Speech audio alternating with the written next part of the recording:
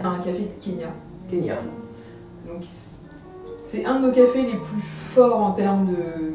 Enfin, il a une puissance aromatique, il a du corps, etc. C'est pour ça qu'avec le lait ça passe très bien, parce que du coup ça vient adoucir en fait. Donc sans masquer, voilà, on garde un café assez bien présent. Mais voilà, avec la douceur du lait. Simple et efficace. On va se régaler. Et le chocolat, Bon bah... tu le connais déjà. Tu peux m'expliquer la chantilly, ce truc blanc, je comprends pas, c'est quoi en plus? Mais d'ailleurs, on a découvert la différence entre parce qu'on s'est posé la question avec Yann. C'est sûr, c'est ça qu'on se rend compte que les baristas sont mis. La différence entre crème fouettée et chantilly. Ah, il y a une différence. Il y a une différence. En fait, la chantilly c'est sucré alors que la crème fouettée, non. Ah ouais. Tu me disais qu'il y avait quand même des problèmes avec les hôpitaux psychiatriques, par exemple. Qu'est-ce que tu as observé, par exemple? Le manque de moyens dans les hôpitaux. Manque de moyens, c'est-à-dire? Dans quel secteur, dans quelle partie Bah, là, pour vous donner un exemple très concret, j'ai attendu 1 mois et demi, 2 mois avant de réussir à trouver une place dans un hôpital psychiatrique. Ouais. Chose qu'on ne peut pas se permettre parce que quand les personnes vont aux urgences psychiatriques, c'est que ils ou elles sont déjà dans un instant critique. Et le problème, c'est qu'il n'y a pas assez de lits, il n'y a pas assez de blouses blanches, il n'y a pas assez de personnel. Donc on se retrouve avec une liste d'attente énorme de plein de gens qui appellent le secrétariat de l'hôpital en disant quand est-ce que vous avez une place. Et l'hôpital qui dit on est désolé, on est en train de fermer des lits. Alors que... Du coup, même état que l'hôpital classique, quoi, finalement. Oui, en fait, mine de rien, on retrouve à peu près les mêmes problèmes que pour Bien l'hôpital non psychiatrique, en fait. Pour tout ce qui est fonctionnaire, il n'y a pas assez de blouses blanches, il n'y a pas assez de lits, il n'y a pas assez de tout ça. Et en plus de ça, il y a une demande en fait qui est là. Oui. C'est les gens qui vont mal, il y en a plein qui sont dans l'attente. C'est-à-dire que j'avais vu, d'après, je crois que c'est un article du Monde, qui disait qu'il y a 1/5 des jeunes de moins de 20 ans qui ont des troubles dépressifs. C'est large, hein. C'est troubles dépressifs, pas bipolaires. Mais là, il faudra voir la différence un peu plus tard. Mais vraiment, il y a une explosion après Covid, après tout ça. Plus le stress, plus plein de choses, bon, c'est toujours délicat. Il y a vraiment une explosion de ces choses-là. Mais même, parce que là j'ai repris mes études dans un diplôme universitaire en rétablissement en santé mentale. Et bon, alors j'ai pas le chiffre en tête comme par hasard, mais en fait, au cours de toute une vie, il y a plein de gens qui vont développer des troubles psychiques au cours de leur vie. Mais ça peut être durant une phase très courte, ça peut être une période dépressive, ça peut être une période où... Enfin, bon, bref, il y a plein de choses qui englobent la santé mentale, mais en fait, il y a énormément de gens au cours de leur vie qui vont être sujets, pas forcément à des troubles psychiques, mais à une santé mentale qui peut être en déclin à certains moments. Donc, c'est quelque chose qui vraiment... engage tout le monde. Et c'est ça qui m'alarme un peu, c'est que les gens ne se rendent pas compte qu'en fait ça concerne tout le monde. C'est pas un sujet de personnes ayant des troubles psychiques, c'est vraiment un sujet de la santé mentale, ça touche tout le monde et personne n'est à l'abri demain. Bon, bien évidemment, je ne le souhaite pas, mais je sais pas, demain, une rupture sentimentale difficile, un deuil, je sais pas, quelqu'un... d'un coup, tu te retrouves dans une situation hyper précaire, enfin, ça peut vraiment, les accidents de la vie, ça arrive à tout le monde, quoi. En gros, donc voilà. Faut vraiment être contre cette idée qu'il y a des fous d'un côté et ces personnes-là, bon, faudrait être gentil avec eux ou pas, et d'autres personnes qui dans ta vie seraient normales et qui n'auraient pas ces soucis ou qui ne pourraient jamais les avoir, ça c'est totalement faux, il faut le répéter.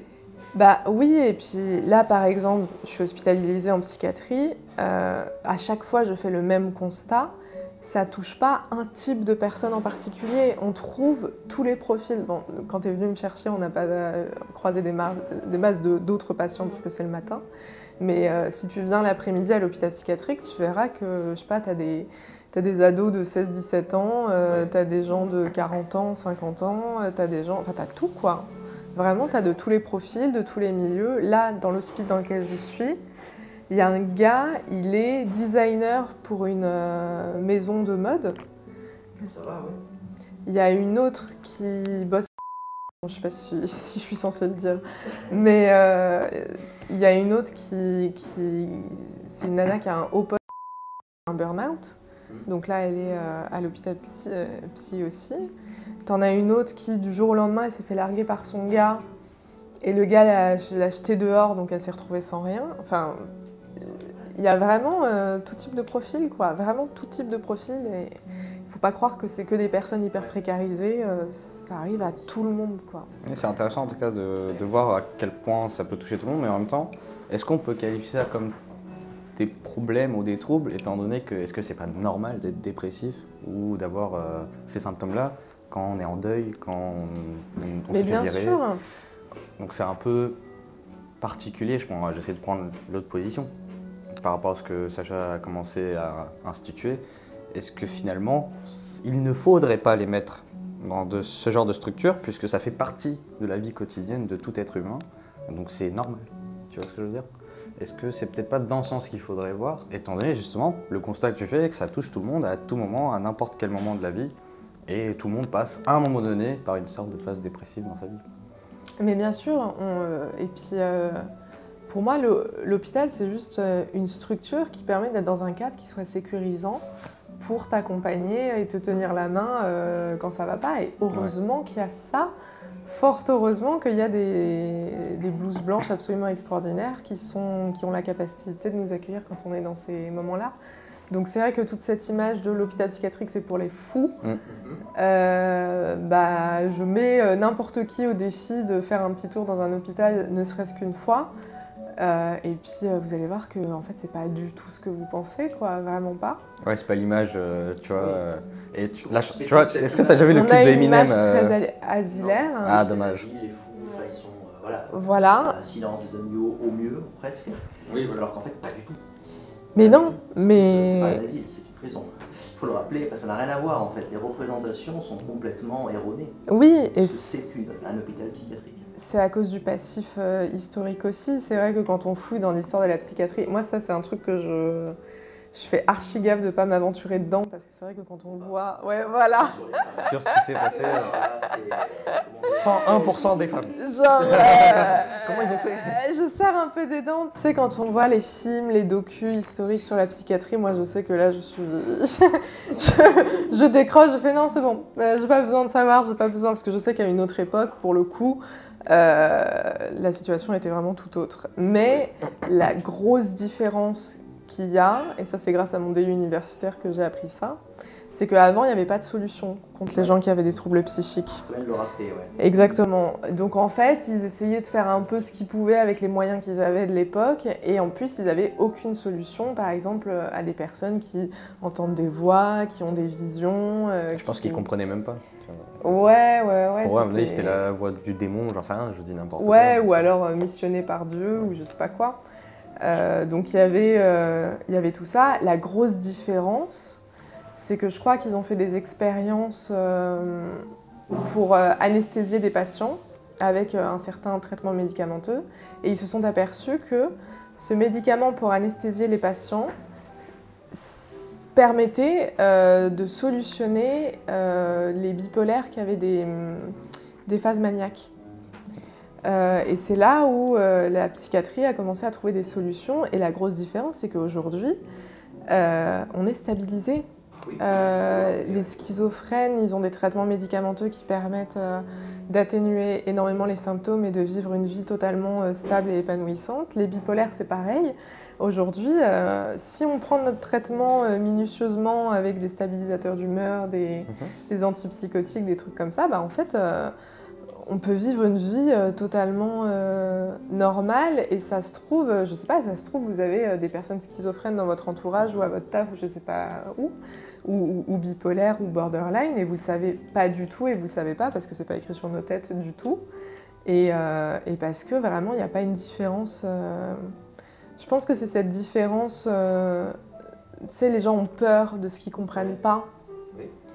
Et en fait, quand tu discutes comme ça avec une personne qui a des troubles psychiques, justement dans cette posture de en fait je sais pas ce que c'est, donc explique-moi qu'est-ce qui se passe dans ta vie, ton quotidien, quel est ton parcours, quelle est ton histoire, quelles sont tes peurs, tes angoisses, quelles sont tes difficultés et comment tu as réussi à les surmonter. En fait, c'est n'importe qui, enfin je veux dire n'importe qui vit des difficultés et cherche des solutions pour les surmonter. Et là, on parle de troubles psychiques, donc c'est un petit peu plus délicat, c'est un petit peu plus, comment dire, Les solutions sont moins évidentes à trouver, le parcours est compliqué et il faut s'accrocher et ça, il faut garder en tête qu'on a besoin d'être soutenu parce que c'est vraiment difficile, mais il y a des solutions. Et ça, c'est... Alors moi, j'aurais une question rapide, c'est, étant donné, vu qu'on a commencé par un peu une approche historique, là on soigne surtout des symptômes, tu as dit, mais on ne soigne pas les causes en général. Donc est-ce qu'au final, on ne les met pas sous traitement des personnes en permanence et qu'on n'a pas spécialement plus avancé, puisque ton argument était quand même de dire qu'on a quand même avancé, on a trouvé des choses, par hasard ou pas par hasard, en testant des choses et ainsi de suite. Mais dans pas mal de cas, me semble-t-il, et je parle tout sous ton contrôle, hein, qu'on ne trouve pas vraiment de médicament qui va cibler une cause précise pour enlever cette problématique, mais va juste atténuer les symptômes. On les maintient dans une situation de prendre des médicaments. On a parlé en philosophie de la médecine, c'est le magic bullet qui est toujours recherché à la balle magique finalement, qui est le traitement qui permettra justement de guérir la personne en touchant vraiment le mécanisme psychique ou on va dire... C'est ça. Est-ce qu'on a vraiment si avancé que ça sur ce genre de choses ou est-ce qu'on a juste trouvé un pansement de secours en attendant que peut-être dans les 100, 150 ans à venir, on trouve quelque chose? Est-ce que tu trouverais dans ce sens-là ou tu dirais au contraire, non, c'est déjà une énorme avancée, c'est pas mal et le fait de trouver la cause n'est peut-être pas si importante ou de régler les problèmes à travers la cause n'est peut-être pas si important que ça? La cause, pour la plupart du temps, elle est plurielle. Enfin, on est quand même assez flou là-dessus. On sait, enfin, tous les troubles psychiques n'ont pas le même fonctionnement. La bipolarité, on sait qu'il y a une part d'hérédité dedans. C'est horrible. Il y a des pourcentages, mais là aussi, c'est à vérifier. Mais schizophrénie, bipolarité, il y a un facteur héréditaire, si je ne me trompe pas. Bipolarité, c'est sûr. Schizophrénie, je ne sais plus. Schizophrénie, je ne connais pas assez. Schizophrénie, j'ai pas lu. Et moi, je suis hyper optimiste pour l'avenir. Déjà parce qu'il y a des solutions qui sont en train de... En fait, c'est ça. La psychiatrie, si on y met les moyens, il y a des choses extraordinaires qui peuvent se faire. Genre vraiment. Il y a un docu sur Arte qui est en train de se faire, qui va sortir dans 1 an, qui justement pointe du doigt toutes les avancées psychiatriques qui sont en train de se faire si on y met les moyens. Et parmi ces avancées psychiatriques, je ne sais pas si vous avez entendu ça, mais d'ici quelques années, on pourra, grâce à une prise de sang, savoir si la personne est bipolaire ou pas. Alors là, je ne savais pas du tout, mais ça m'intéresse assez d'aller voir les... C'est extraordinaire. Parce que là, je vois pas le mécanisme par lequel ils le font, mais ça m'intéresse pas mal. Hein. C'est quelque chose que j'ai entendu dans mon DU universitaire et c'est quelque chose que j'ai re-entendu là dans mon hospice en psychiatrie. Du coup, c'est un truc qui a l'air assez sérieux. Quoi. Ouais. C'est pas un truc qu'on supposerait que ça arriverait. Non, c'est genre là dans les prochaines années à venir. Et c'est révolutionnaire de se dire, imaginons demain, on a une personne en face de nous qui est en phase maniaque, enfin en phase de manie ou en phase de dépression, on fait une prise de sang. Une prise de sang et on voit si la personne est bipolaire ou pas, mais c'est révolutionnaire. Et c'est pareil, là le docu sur Arte, bon alors je sais que comme ça vend pas du rêve, d'accord, mais ils ont découvert que, je sais plus comment on appelle ça, les dépressifs qui sont très très persistants, c'est-à-dire qu'ils réagissent à aucun antidépresseur où ils ont tout essayé, ça marche pas. En fait, il y a ce qui s'appelle l'ETC, je sais plus. Mais c'est des électrochocs en fait qu'on va faire cibler sur des zones du cerveau qui vont permettre de soigner les immunodéprimés. Voilà, c'est comme ça que ça s'appelle. Les dépressifs persistants, c'est les immunodéprimés.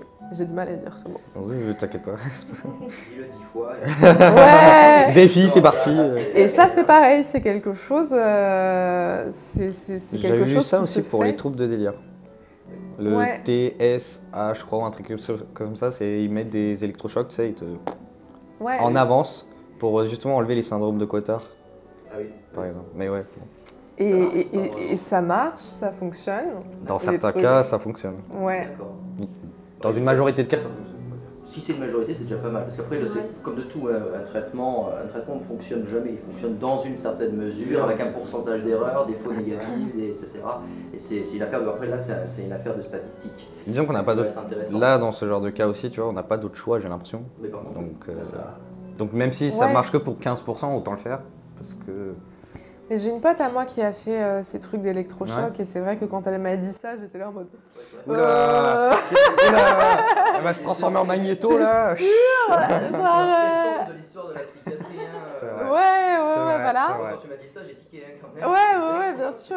T'es sûr? Parce que la FBI, c'est des petites décharges électriques qui te font. Et c'est vrai que quand elle m'a dit ça, j'étais là en mode oulala, ça a l'air chaud patate. Et en fait, pas du tout. C'est un truc totalement sous anesthésie générale. Donc en fait, on t'endort, on te fait ça, ça dure pas longtemps. C'est vraiment très ciblé. Mais là aussi, je vous donne plein de pistes à creuser là. En vrai, tu te rends pas compte, mais il y a plein de choses. Ouais, c'est ça. Renseignez-vous là-dessus parce que ça porte un nom, c'est l'ET, je sais plus quoi. L'électro. truc. Ça me dit un truc en plus, j'avais lu ça. Justement. Ouais. J'ai pas le cycle, mais je sais que j'ai lu pas mal de choses là-dessus. Il va falloir le tester, c'est le prochain gros truc. Par contre, c'est à quelques années. Parce que là, j'ai pas retravaillé là-dessus. Ouais. J'ai retravaillé sur le borderline précisément, différents types de thérapies, ainsi de suite. Ouais. Mais ça, oui, ça me rappelle un truc. De toute façon, globalement, oui, les études du cerveau, c'est vraiment dans les 20, 30, 40 prochaines années, on va faire d'énormes progrès là-dessus. Mais c'est extraordinaire. Moi, je suis très optimiste. Hein. C'est pas mal de ce point de vue-là, Ouais. Donc, j'ai hâte que ce docu sur Arte sorte. Et il va présenter tout plein d'innovations qui sont en train de se faire. Mais ce sera d'ici un an. Bien sûr. Mais voilà, donc petit scoop.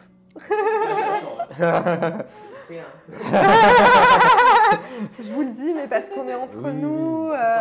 Mais si tu veux, on le mettra juste en flou à ce moment-là, c'est pas... Non, mais c'est hyper intéressant. Enfin, moi, ça me passionne les sujets de la psychiatrie, vraiment. Et pas que parce que je suis concernée aussi, un petit peu quand même. Parce que je suis concernée. Mais tu vois, c'est intéressant parce que justement, la vision que moi, étant donné que je ne suis pas concrètement dans la chose, j'ai un regard extérieur, donc moi je passe par les articles de recherche, par les documentaires, ce genre de choses. Bien sûr. Et typiquement sur les médicaments, moi j'ai un avis a priori à l'opposé du tien, mais du coup là je révise forcément mon jugement, parce qu'en psychiatrie, en tout cas dans les articles de recherche qu'on peut lire, les méta-analyses, les plus grosses analyses qui se font, souvent ça ne marche pas si bien que ça les médicaments, en tout cas statistiquement. Mais dans les cas concrets, comme ce que toi tu dis, il y a certains cas où ça marche tellement bien que... Après, c'est deux avis différents, parce que d'un point de vue, en gros, sur 100 patients, ça marchera peut-être que sur une minorité. Mais sur cette minorité, ça marche tellement bien. Si sur cette minorité, déjà, on arrive vraiment à avoir quelque chose, et que les autres, il y a des thérapies qui fonctionnent pas trop mal, bah, mine de rien, l'effet est quand même fort. Mais c'est quand même voilà. C'est les philosophes des sciences qui disent ça. Par contre, si on regarde d'un point de vue strictement statistique, froid, mais peut-être que c'est pas la bonne méthode aussi, hein, c'est sûr que oui, c'est beaucoup plus discutable en fait. Mais bon, c'est avec des essais randomisés et ainsi de suite. Par contre, ça peut vraiment fonctionner pour beaucoup de gens. Et là, voilà, c'est vraiment deux points de vue totalement différents en fait. Pardon. Ouais, mais là, du coup, on parle de quoi exactement? Est-ce qu'on parle du lithium pour les bipolaires? On parle de quel Par exemple. Pour les bipolaires, ça fonctionne. Oui, ça fonctionne, mais... Voilà, mais ça fonctionne aussi. Je pense en général, mais même si on prend les cas, parce qu'on parlait des dépressifs, j'ai pas vu de méta-analyse très concluant sur un type de médicament qui serait, voilà, celui-là il est bon pour, tu vois. Bah, en fait, le problème avec les traitements médicamenteux, c'est qu'il n'y a pas un traitement pour bipolaire, un traitement pour schizophrène, un traitement pour borderline, un traitement pour... voilà. Il n'y a pas de magic bullet. Il n'y a pas ce truc qu'on cherche en fait qui est vraiment cadre précisément ce problème-là et on cible parfaitement la chose. En fait, le truc des médicaments, ça c'est un peu complexe à comprendre. Il faudrait aussi poser la question à une psychiatre, mais moi par exemple sur mon compte Instagram, il y a énormément de gens qui me demandent quel médoc je prends en pensant que ça va aussi marcher sur d'autres personnes borderline. Le problème c'est que les médocs ça marche pas du tout comme ça. Il y a des catégories de médicaments en psychiatrie. Donc ça c'était quelque chose qu'on m'avait expliqué lors de ma deuxième hospitalisation. En fait j'ai eu une psychiatre qui pour la première fois de tout mon parcours m'a expliqué les médicaments. Et heureusement qu'elle a fait ça parce que c'est vrai que sinon on prend des médocs, on a des effets secondaires énormes, donc on a plus l'impression que c'est que c'est quelque chose de contraignant, que c'est quelque chose qui nous aide. Donc déjà, il y a ce rapport-là entre quels effets secondaires je suis d'accord de pour ressentir, voilà, mais quand il y a des effets secondaires qui sont vraiment énormes, là on dit bon écoutez vous êtes bien gentil avec vos petites pilules là. Mais j'arrive plus à marcher. Arrêtez. Mais ça suffit. Donc voilà, et en fait, donc là aussi je vous donne des pistes pour poser la question à un ou une psychiatre, mais en fait elle nous a fait des colonnes. Donc tu as les traitements en psychiatrie qui sont classifiés en fonction de où ça agit sur le cerveau. Et en fait, pourquoi il n'y a pas un médicament pour bipolaire, un médicament pour borderline, un médicament pour schizophrène? Parce qu'il y a plein de choses qui se mélangent entre elles. Il y a l'état de stress post-traumatique, il y a les troubles anxieux, il y a les troubles dépressifs, il y a les troubles bidules, troubles machin. Et en fait, souvent, c'est un mixte de plein de choses. C'est pour ça qu'il n'y a pas un traitement pour une personne, c'est parce qu'en fait, on peut donner un médoc pour trouble anxieux, plus un médoc pour ci, plus un stabilisateur d'humeur, et en fait c'est vraiment hyper personnel à chacun chacune. Et en plus de ça, biologiquement parlant, on réagit pas tous et toutes de la même façon aux mêmes molécules. Moi, il y a des molécules sur moi qui ne marchent pas. Voilà, genre tout ce qui est antidépresseur, j'ai testé tout plein de trucs, ça ne marche pas, donc il faut tester autre chose. Donc moi, ce qui fonctionne, c'est les stabilisateurs d'humeur. Mais bon, voilà quoi, en fait, l'histoire des médicaments, c'est beaucoup plus compliqué que ce qu'on ne le pense. Et en fait, pour moi, c'est tout ce travail d'investigation, c'est-à-dire on est un peu tous et toutes obligés de passer par cette phase expérimentale où il faut tester plein de médocs différents avant de trouver celui qui marche. Et ce parcours-là, il est vraiment très compliqué et très difficile, et je pense que c'est pour ça qu'il y a des gens qui prennent des médocs et qui se disent bah, en fait ça marche pas. Ouais. Mais c'est parce que pour trouver la molécule qui te convient à toi, c'est super galère quoi, il faut tester, il faut vraiment s'accrocher, il faut tester plein de trucs. Il faut espérer que tu n'en développes pas d'autres, des problèmes à partir de ces médicaments-là. Mais ce truc des médicaments, c'est hyper complexe. Donc je suis d'accord pour dire que c'est un sacré parcours à vivre et qu'il faut s'accrocher et que la solution n'est pas aussi simple qu'il n'y paraît. Je sais pas, c'est pas un un antipsychotique ne va pas tout le temps marcher avec une personne. Enfin, tu vois, c'est beaucoup plus complexe que ça. Puis même au cours, ça se trouve, ça marche à une certaine période, puis... Ouais, carrément. Il y a l'accoutumance. Ouais, en plus. En plus. Mais est-ce que du coup, on ne devrait pas passer par d'autres formes de thérapie que le médicament? Bah, je pense que, donc là pour le coup je vais parler pour moi, dans mon trouble borderline, il y a des choses qui peuvent se solutionner par la thérapie, donc ça c'est trop bien et c'est super, mais il y a aussi quelque chose de l'ordre de la chimie dans le cerveau, par exemple cette sensation de vide qui est quasi constante, heureusement, fort heureusement, c'est parce que j'ai mon stabilisateur d'humeur que ça s'est beaucoup atténué. Et ça s'est très largement amélioré. Donc toi, tu vois vraiment la différence entre avant et après, quoi. C'est sûr et net. Ah ouais, carrément. Genre, ça a révolutionné ma vie, ça c'est sûr à 200%. Mais voilà, il y a une partie qui est de l'ordre de la chimie dans le cerveau qui fonctionne pas trop bien, ou genre, je sais pas il y a un truc qui déconne quelque part. Et ça, fort heureusement, les médicaments peuvent agir dessus. Et il y a ensuite quelque chose de l'ordre de la thérapie.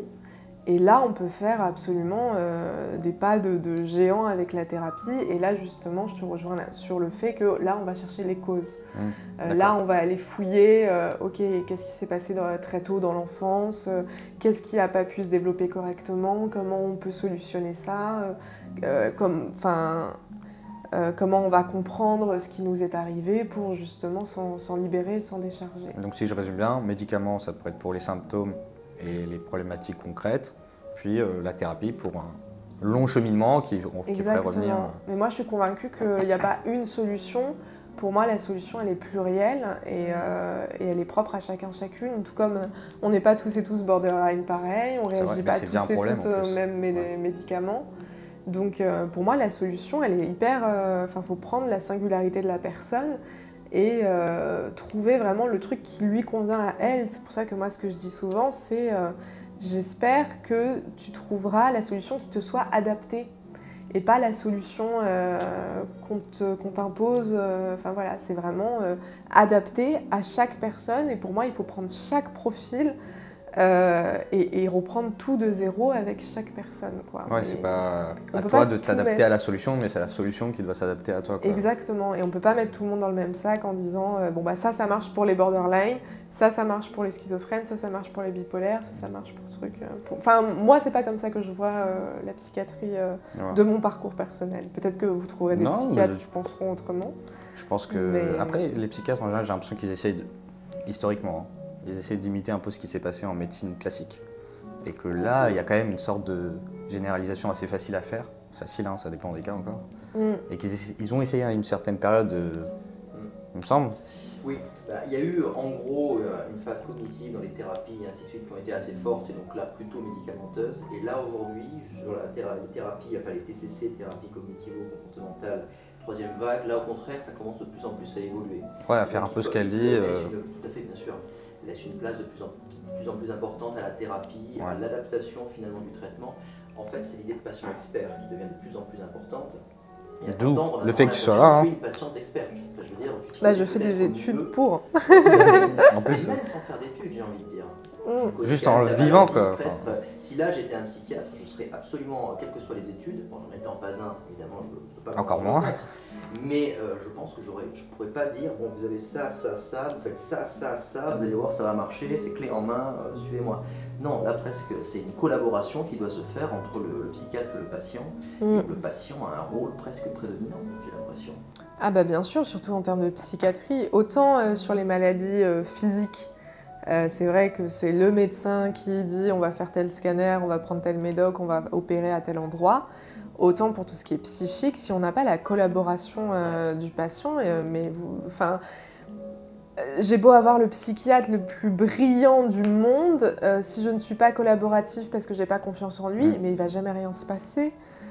C'est ça aussi qu'il faut comprendre. Et pour moi, il y a des psychiatres qui sont très bons et il y a des psychiatres qui sont beaucoup moins bons. Et pour moi, la différence entre un bon psychiatre et un moins bon psychiatre, ça va être sa capacité à se mettre au niveau du patient et à lui expliquer les choses de telle sorte à ce qu'il les comprenne. C'est-à-dire que le jargon psychiatrique, il est indigeste. Moi, j'ai toujours trouvé que c'était indigeste. Comme tous les jargons. Voilà.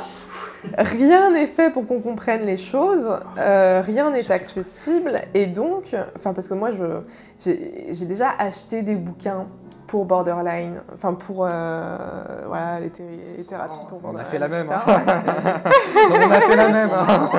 C'est particulier. Comme, exactement. Et j'ai trouvé ça totalement incompréhensible, lourdingue comme jamais. Et en fait, c'est pas comme ça qu'on va y arriver. Et pour moi, un bon psychiatre, c'est un psychiatre qui sait utiliser des mots simples et qui sait vulgariser les choses et qui sait expliquer quel est l'intérêt pour le patient de prendre des médicaments. Moi, je veux qu'on m'explique pourquoi votre truc là, ça peut m'aider ou pas. Et je veux que le ou la psychiatre en face de moi soit capable d'avoir un raisonnement qui soit cohérent, que je comprenne, avec un argumentaire qui tient à peu près la route pour un peu me convaincre de « ok, c'est ça que je dois faire ou pas ». Ça se trouve, il n'y a pas d'argument, tu vois. Essaye, on verra. Ouais, c'est bien le problème, tu vois. Mais oui, mais ça, moi je sais que je suis une patiente assez exigeante sur l'efficacité, tu vois. C'est genre, tu fais bien, heureusement. Mais oui, mais c'est genre, faut garder en tête que c'est pas agréable et que ça me demande des efforts pratiquement surhumains de m'investir dans des thérapies, de m'investir dans un traitement médicamenteux. Donc c'est genre, je suis d'accord de souffrir un bon coup à la condition que ça fonctionne. Il n'y a pas marqué mouton ici, d'accord, ni cobaye, hein. C'est genre, votre truc là, on est d'accord que d'autres gens ont essayé et que ces autres gens ont confirmé que ça marchait. La première, il y a marqué numéro 1 dessus, tu vois. Oui, il vient de le faire tomber, il le remet dans la boîte.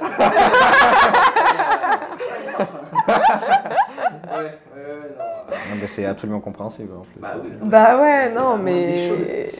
Ouais, c'est est-ce que vous êtes convaincu? Mais moi, plus d'une fois, j'ai fait mon caca nerveux en psychiatrie. Ouais, tu fais bien. En disant, écoutez, vous êtes bien mignon, vous êtes bien gentil, là, mais il va falloir me proposer des solutions qui marchent, quoi, au bout d'un moment. Bien sûr. Donc, voilà. Après, cette situation peut même être reportée sur même des problématiques physiques. Là, on connaît tous ici une camarade qui a des soucis qui ne se règlent pas. Qui ne se règlent pas. Ah bon? ça, la voix de Dieu. Et donc pareil, pas de solution. Après, il y a aussi une cause psychique aussi à cette maladie-là, de ce que j'ai compris des médecins. Oui et non, enfin on sait pas. On sait pas trop, mais... Alors, du coup, pour ceux qui ne savent pas de qui on parle à la caméra, on parle de fibromyalgie, et en gros, c'est une maladie physique qui touche les muscles, les tendons, enfin un peu tout, qui fait des grosses douleurs, difficulté à se déplacer, à porter des choses, mais on ne connaît pas les causes réelles, donc on suppose que c'est des causes dues à des traumas, ou du gros stress, burn-out, ce genre de choses, mais on n'est pas certain que ce soit au final. Du coup, on retrouve des situations similaires, tu vois, avec des problèmes sur les dépressifs ou les borderline. Et je me dis, peut-être que j'ai tort, que peut-être dans les 10 ans, 20 ans, 50 ans à venir, on va finir par trouver des causes et il y aura un médicament unique. On en rêve en tout cas. On en rêve, c'est mon rêve ultime. Mais moi, je suis très optimiste. Mais il y en a qui sont pas d'accord avec ça, donc. Ouais. À juste titre. Stegenga avait bien montré que voilà, le Magic Bullet ça a fonctionné au début du XXe siècle et que depuis, non seulement on n'en trouve plus, mais qu'on n'en trouvera plus, c'est fini. Le seul exemple globalement, c'est la pénicilline. La pénicilline et d'autres trucs, hein, certains antibiotiques, vraiment c'est magique. Enfin, vraiment, c'est pour ça le Magic Bullet, c'est magique le truc, hein, on le prend et réellement d'un coup, plus de problème. Et depuis, en gros, toute la médecine, et il trouve lui que c'est une erreur, hein, c'est un livre qui s'appelle Medical Nihilism. Et je le dis en anglais, c'est pas pour faire classe, parce qu'il n'est pas traduit. Voilà, c'est pas le choix, hein, ce serait nihilisme médical, donc un bouquin, je crois, 2019, un truc comme ça. Très récent. Très récent. Et il fait remarquer ce modèle-là, en gros, aussi bien en psychiatrie qu'en médecine, où on cherche la molécule pour traiter ce problème-là précisément, et sans effet secondaire ou avec très peu et d'une efficacité totale. Tout le monde a en tête ceci, et on veut obtenir quelque chose qui ressemble à ça pour toutes les autres maladies. Ça n'existera plus, c'est fini. Ça ne fonctionne que pour des cas particuliers. Donc il faut accepter finalement un autre rapport en fait à la médecine. Évidemment pour la psychiatrie c'est particulièrement intéressant, puisque ça veut dire aussi que la recherche, ça veut dire que la recherche médicale par exemple, on peut la faire sur des médicaments, mais de manière très différente, en étant conscient que ça ne fonctionnera pas pour tout le monde, et donc en mettant peut-être aussi des sous dans autre chose. Typiquement par exemple l'hôpital. Si on a un arbitrage à faire, bon, on met quoi? On a 1 milliard par exemple pour la psychiatrie. Est-ce qu'on met 800 millions pour la molécule et seulement 200 pour l'hôpital en disant tant pis, ils vont souffrir, mais non, dans 20 ans on a la molécule, plus personne à l'hôpital, ça sert à rien? Ou est-ce qu'au contraire on fait attention et on se dit de toute façon ça fonctionnera jamais totalement? Et donc il faut mettre plus d'argent pour l'hôpital par exemple, en sachant que les 1 milliard resteront 1 milliard. Peut-être qu'ils n'augmenteront pas. On pourrait espérer qu'ils augmentent. Mais bon, voilà, ça c'est une autre question, ça là c'est un autre arbitrage, etc. On voit finalement toutes ces questions-là qui se posent à une question individuelle, philosophique et scientifique. Ce qui est vraiment important, c'est l'institutionnalisation en fait. Qui va être qu'est-ce qu'on fait maintenant au niveau décisionnel pour ça. Parce qu'on a vu, tu avais dit justement qu'à l'hôpital, bon, il n'y a plus de sous quoi. Alors que c'est quand même ça qui est le plus intéressant, c'est quand une personne a une crise, quelle que soit la crise, qu'elle puisse être internée, qu'elle puisse être déjà surveillée au cas où, mais surtout qu'on puisse veiller sur elle de la manière la plus efficace possible, plutôt que se contenter de la shooter, ou alors tout simplement lui dire il n'y a plus de lit. Ouais. Et là c'est chez toi quoi. D'ailleurs j'ai une question, tu as attendu 2 mois pour avoir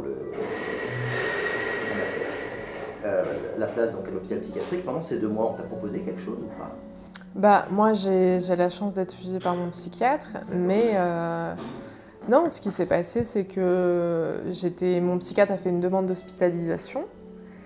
Et en fait, il n'y avait pas de place, il n'y avait pas de lit, donc on m'a dit, écoutez, on vous met sur les listes d'attente et on ne sait pas quand est-ce qu'on aura une place. Et en fait, c'est le je ne sais pas qui est très dur, parce que quand on est dans une situation de détresse, le je ne sais pas, il peut être vraiment fatal. Donc moi, je préfère qu'on me dise, écoutez, dans 1 mois, c'est sûr à 200% vous avez une place, plutôt qu'on me dise, en fait, on ne sait pas, il faut juste que... Parce que du coup, j'ai pris sur moi énormément dans l'attente, donc j'ai un peu serré les dents comme ça. Et en fait, c'est typiquement ce genre de situation qui... Pour moi, la psychiatrie, si c'est pris en charge suffisamment tôt, on peut éviter énormément de désagréments. Et ça c'est... Enfin, ça, tout au cours, tout le long de ma vie, j'ai compris que, en fait, quand on a des pensées sombres et des pensées noires, si c'est pris en charge dès le début, ça va jamais aller plus loin.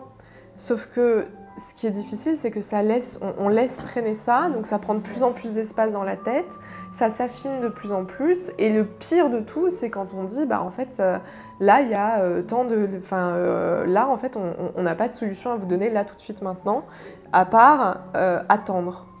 Et ça, c'est pas possible. Donc, en fait, moi, je suis hyper optimiste dans la mesure où si on y met les moyens, on peut éviter mais tellement de choses, sauf que le problème, c'est qu'il n'y a pas les moyens. Et c'est pour ça qu'on se retrouve avec des hôpitaux qui sont débordés de patients et patientes, c'est parce que ces gens-là n'ont pas été pris en charge dès le début. Donc ils restent plus longtemps, et donc là, vraiment, les problèmes finissent par être... Donc quand ils arrivent, ils sont dans des situations totalement critiques qu'on aurait pu éviter, parce que c'est évitable. Et forcément, ils vont rester plus longtemps à l'hôpital, parce qu'ils sont au bout de leur vie, et il faut le temps qu'ils se reconstruisent. Alors que si dès les premiers signaux, on avait dit « Ok, suit la personne, exactement, on va aller consulter un ou une psy et puis tu vas aller parler de tout ça », en fait, ça permet d'extérioriser mais énormément et d'éviter d'arriver dans des zones rouges comme ça, quoi. Du coup, par rapport au premier commentaire, pour être pour une partie, toi, tu mettrais, tu allouerais beaucoup plus du côté des choses pratiques, hôpital, lit, personnel et ainsi de suite, que du côté de la recherche en se disant, Inch'Allah, ils vont trouver quelque chose, quoi.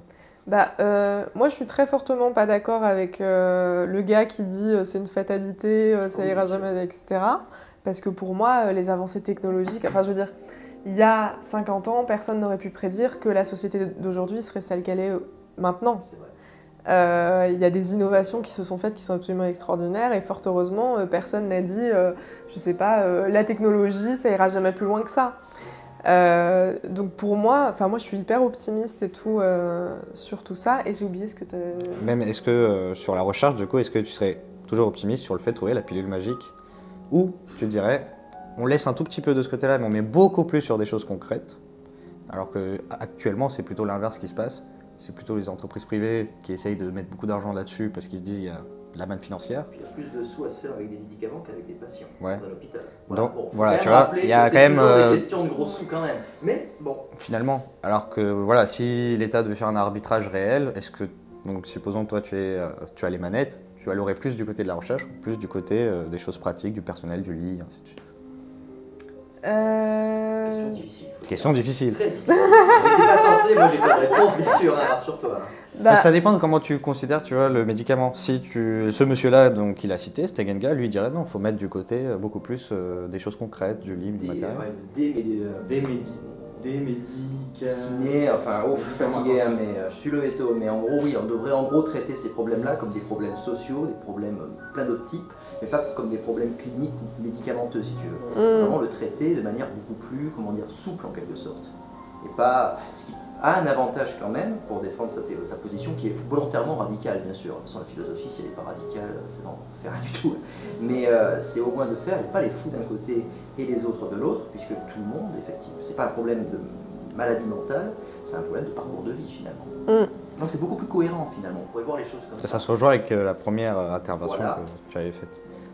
Du coup, comment toi tu arbitrais? Est-ce que tu penserais qu'il faut faire 50-50, plus d'un côté, plus de l'autre? Tel que tu l'as vécu. Par rapport à ton optimisme aussi sur la science et la recherche. On peut être optimiste et penser que... Moi, ce qui a fait que j'ai le parcours que j'ai, c'est que j'ai toujours été dans ce truc de je veux tout tester. Ouais.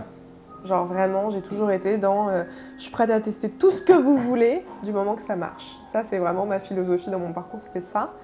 Donc j'ai testé tous les médocs, j'ai testé les thérapies, j'ai testé les psys, j'ai testé tellement de choses.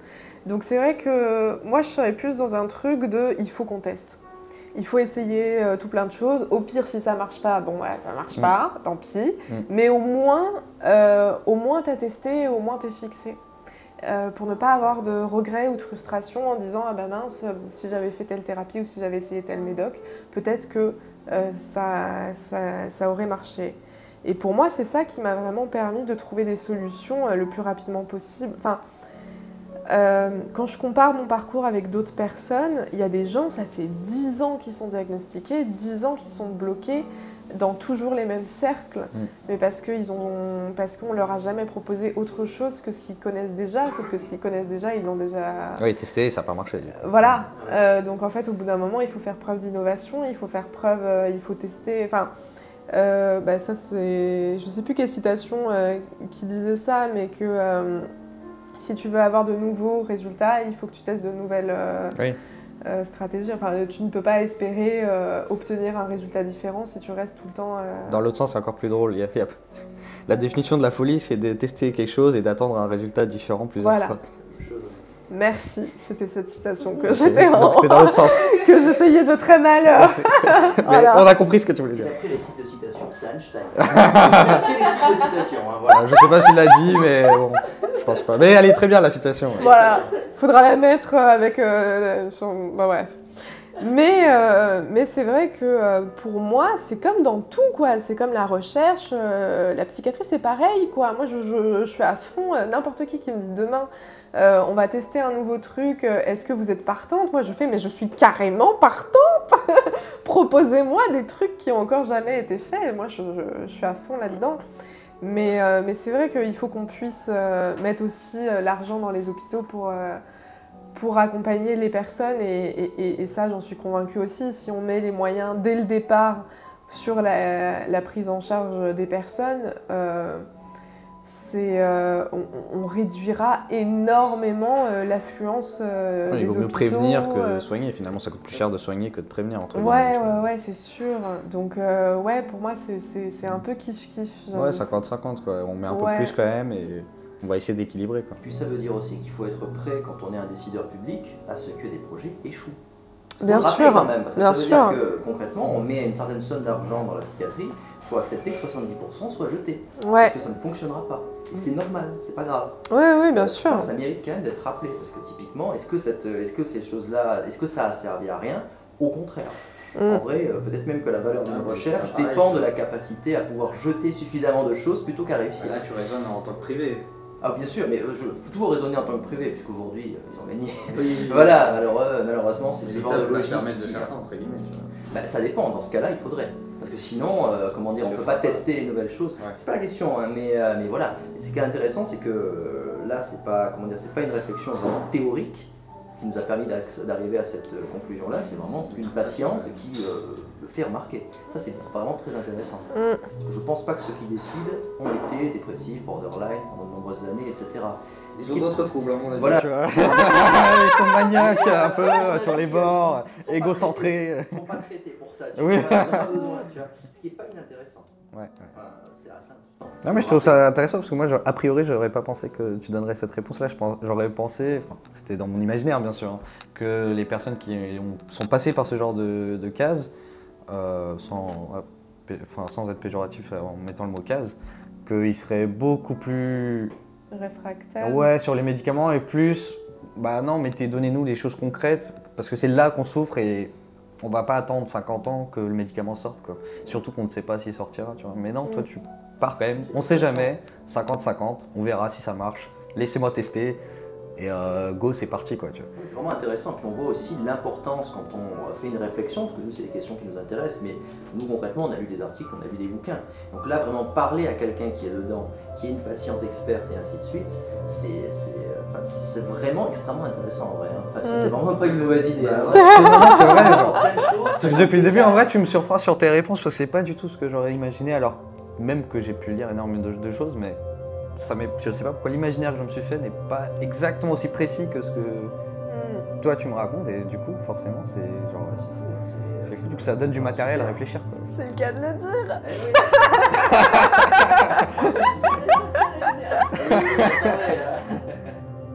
On a tendu la perche là comme ça. Elle l'a prise, elle a fait.